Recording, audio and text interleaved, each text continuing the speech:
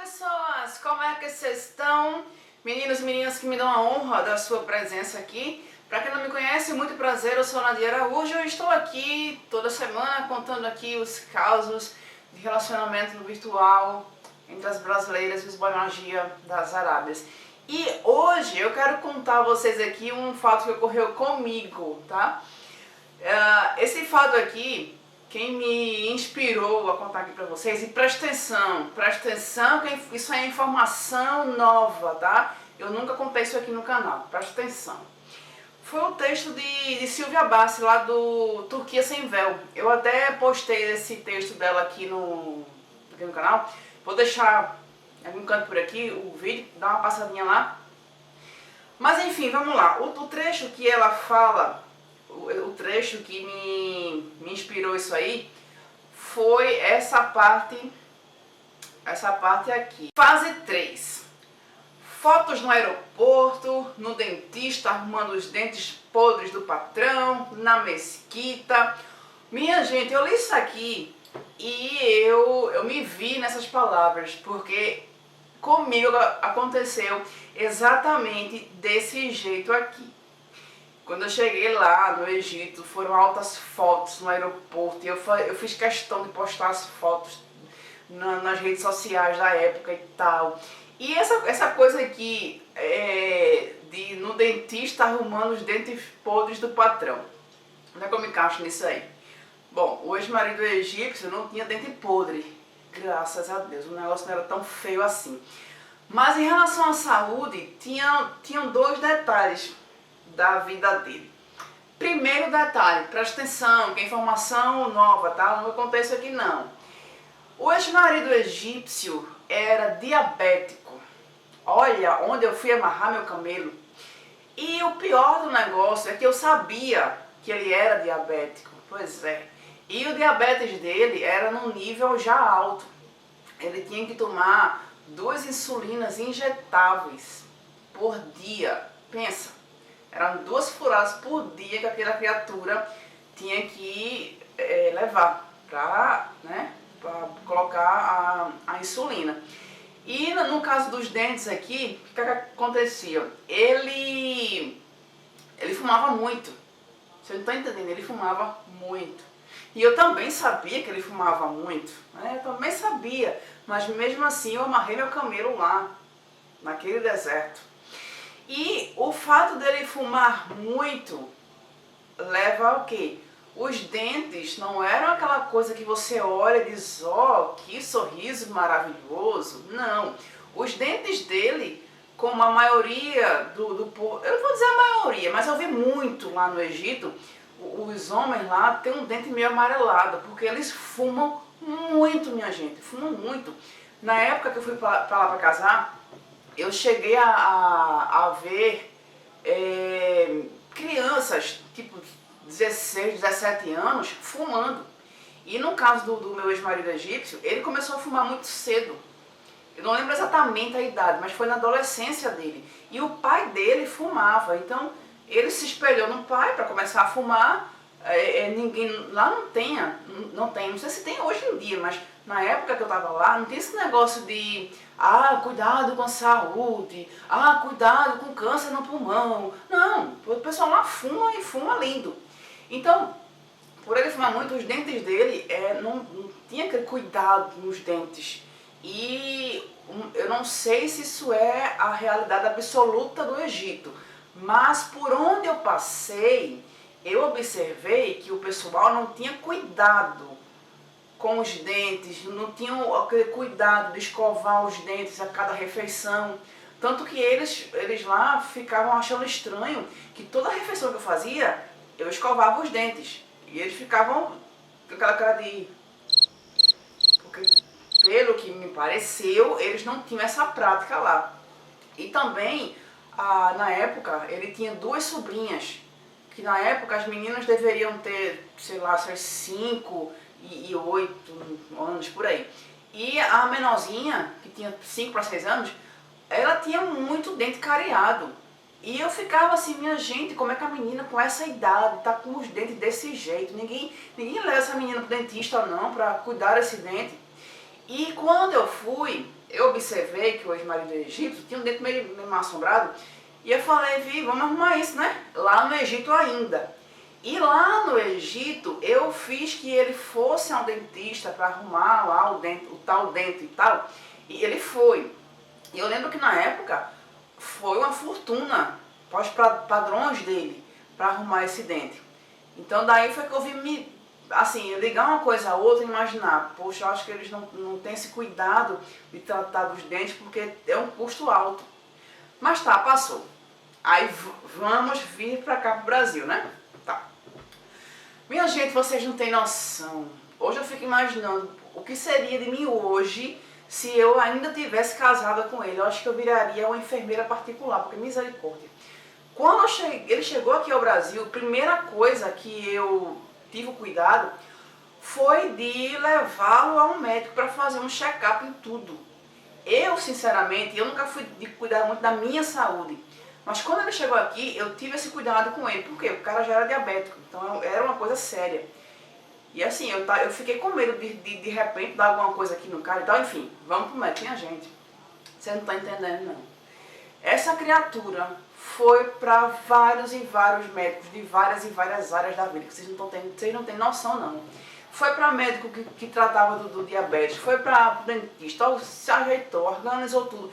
E detalhe, tudo pelo SUS, viu? Porque eu aqui não sou rica, não. Eu faço parte da classe trabalhadora brasileira.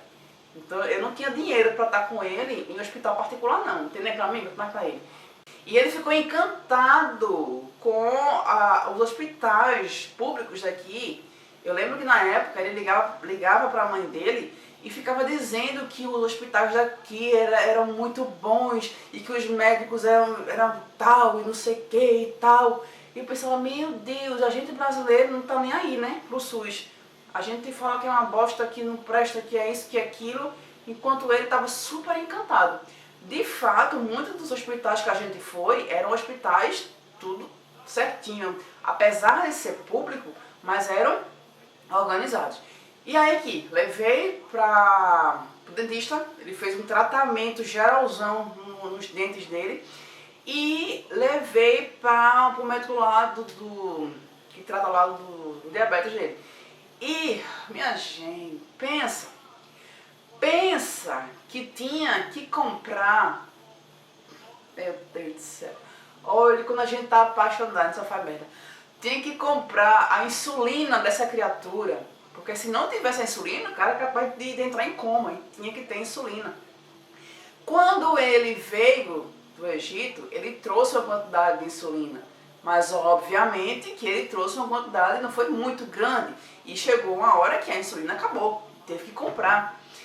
Me pergunta se era ele que comprava. Pergunta. Ouvi alguém me perguntando? Não, não era ele que comprava. Por quê? Porque ele não tinha dinheiro, minha gente. O cara não tinha dinheiro. Pensa. Sobrava pra quem isso? Pensa. Então, na época eu trabalhava, mas meu trabalho não era um trabalho, sabe, de um salário muito bom. Então, meu Deus, quando eu penso nisso, sobrava pra coitada da minha mãe. Ver onde que eu fui amarrar o camelo. E minha mãe que ajudava para comprar a insulina dele.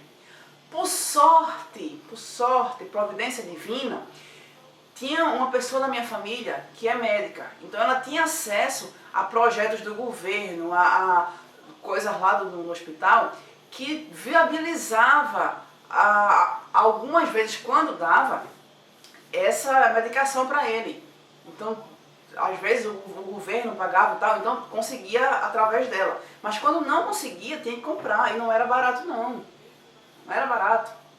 Aí quando eu li esse trecho do texto de Silvia, eu digo, meu Deus, é desse jeito. E engraçado não é nada, porque se Silvia me conhecesse antes de toda a minha história com o egípcio, eu poderia até dizer, não, ela se baseou na minha história, mas não. Ela nem me conhecia, ela nem sonhava de saber de todos os detalhes da minha história com o egípcio. E ainda assim ela descreveu o que de fato acontece, porque é desse jeito, é desse jeitinho. Hoje eu olho para aquele passado e eu penso, meu Deus, onde que eu estava com o juízo? Onde? E o pior é que ainda tem pessoas, eu gravei um vídeo aqui falando sobre a minha chegada lá, ao Egito, o meu choque cultural e tal, e ainda tem pessoas que falam assim, ah, você queria dar o golpe nele. Eu queria dar o golpe, minha gente. Ô, minha gente, eu ia dar minha gente, me ajude. Eu casei com um egípcio pobre, minha gente. Pobre, P-O-D-R-E. Certo? Como é que eu ia dar o golpe em um egípcio pobre? E outra coisa, eu não fui para o Egito pensando que eu ia me encontrar com o príncipe de Dubai. Não, minha gente. Eu sabia que a situação dele era uma situação pobre. Eu não sabia que era tão. Mas eu sabia que era pobre. E ainda assim eu fui. Aí tu me pergunta, por que tu foi? Minha gente, porque eu estava apaixonada na época. Eu achava que eu iria ser feliz com ele. Fazer o quê? Errei? Sim, errei feio. Errei muito feio. Naquela minha época não tinha todo esse leque de avisos, de alertas quanto a essa questão de relacionamento entre Brasil e o mundo árabe. Não tinha. Então eu não tinha um fundamento para parar e para pensar assim, poxa, deixa eu analisar essa história aqui e ver se isso tem futuro. Eu não tinha um fundamento, eu não tinha um exemplo para ser seguido. Eu dei um tiro no escuro. E o tiro deu errado, mas ainda bem que eu tô aqui, né? Dos males o menor. Se for comparar a minha história com muitas histórias que eu vejo por aí, eu poderia até dizer que o egípcio com quem eu me casei é super light, porque eu vejo cada coisa aí que eu digo, meu Deus, a minha história não é nada. Eu sofri o golpe? Sim, sofri. Porque desde o comecinho que o objetivo dele era sair da pobreza que ele vivia lá no Egito. E na cabeça dele, se ele saísse do Egito e fosse para outro país, ele iria conseguir trabalho, ele iria ficar rico e ele iria crescer na vida e tal. Isso era como funcionava na cabeça dele, tá? Era assim que funcionava na cabeça dele. Mas, enfim, foi isso. Bom, fazer o que, né? O golpe passou, Agora sim, tá, vamos ser honesta, nem tudo foi ruim, tá certo? Claro que aqui no canal eu foco mais nas coisas ruins, porque as coisas boas de um casamento todo mundo já sabe, então não precisa estar focando aqui no que todo mundo já sabe. Até porque o meu intuito é de alertar quanto ao lado perigoso dos relacionamentos virtuais, tá? Mas, claro, tiveram bons momentos. Foram poucos? Sim, foram poucos, mas tiveram. Nem tudo foi bomba, não. Tiveram alguns momentos bons. Mas, enfim, na essência da coisa, os momentos bons não valeram muito a pena, porque os momentos ruins superaram. E no fim de todas as contas, eu só fui mais uma vítima do golpe do visto, né? O que ele queria era isso, o visto para sair do Egito. Mas, enfim, a vida seguiu, eu tô aqui viva, graças a Deus, né? Se for ver que tem muita gente por aí que passa por tráfico de órgão, que fica no país, não pode vir pra cá, voltar pro Brasil. Eu tô aqui com meus órgãos tudo na paz, tudo direitinho, voltei pro Brasil, tô aqui linda e brilhante. Bom, mas é isso, meninas.